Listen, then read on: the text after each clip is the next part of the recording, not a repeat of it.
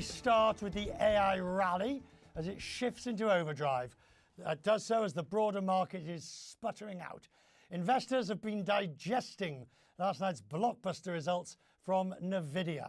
And as a result, the stock just surged past the key $1,000 milestone. And the rally adds around $200 billion to the market cap. If this continues, Nvidia could soon overtake Apple and Microsoft as the world's most valuable company. The rally, though, most certainly could not save the broader market.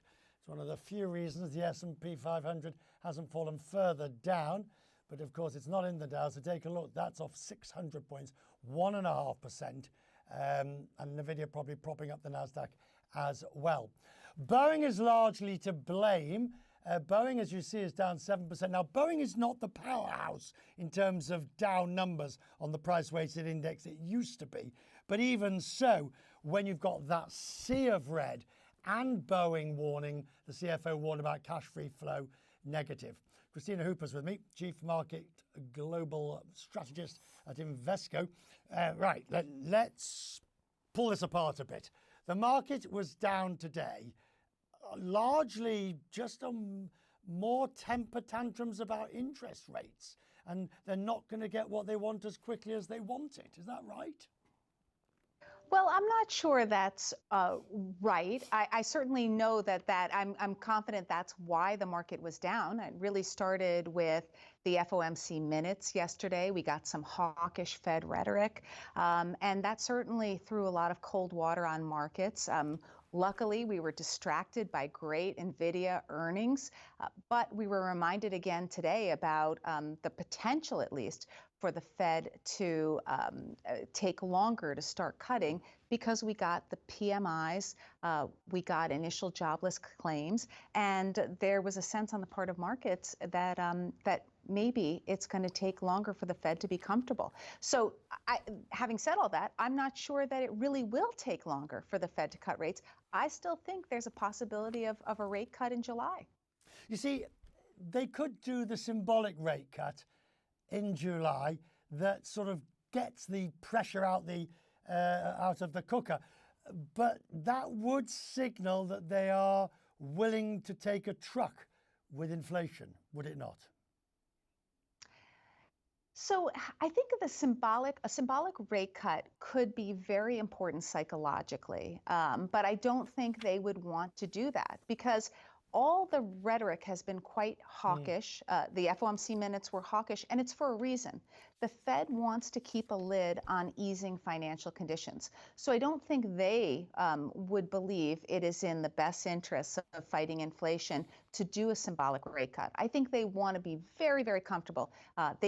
Let's face it, Jay Powell does not want to be the next Arthur Burns, and he is going to err on the side of being more hawkish. Nvidia. I mean, I get a bit weary with people sort of saying, oh, is the Nvidia run over? Is it all blah? We're at the beginning of AI. They've got the best chip in town. This could run for some, maybe not as hot as it has, but for some considerable time, and a 10-to-1 stock split. Yeah, there's certainly a lot of excitement there, and I would imagine there will still be momentum for some time to come.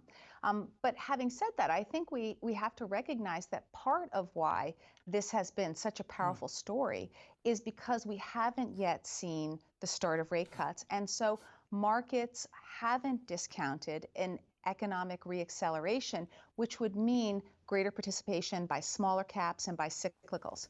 So the focus is on growth, on finding that secular growth, and that makes Nvidia all the more attractive to investors right now. But you've just described the perfect, the opposite, whatever the opposite of the perfect storm is, the perfect virtuous cycle.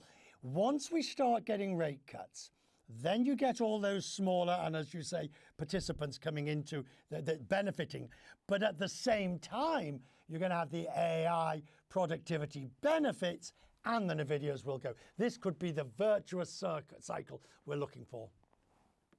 It could very well be, absolutely. But it could mean that all investor dollars are not focused on one small area. Right. we could see a real broadening of the market, which would mean probably a slower, more modest rally for a stock like Nvidia.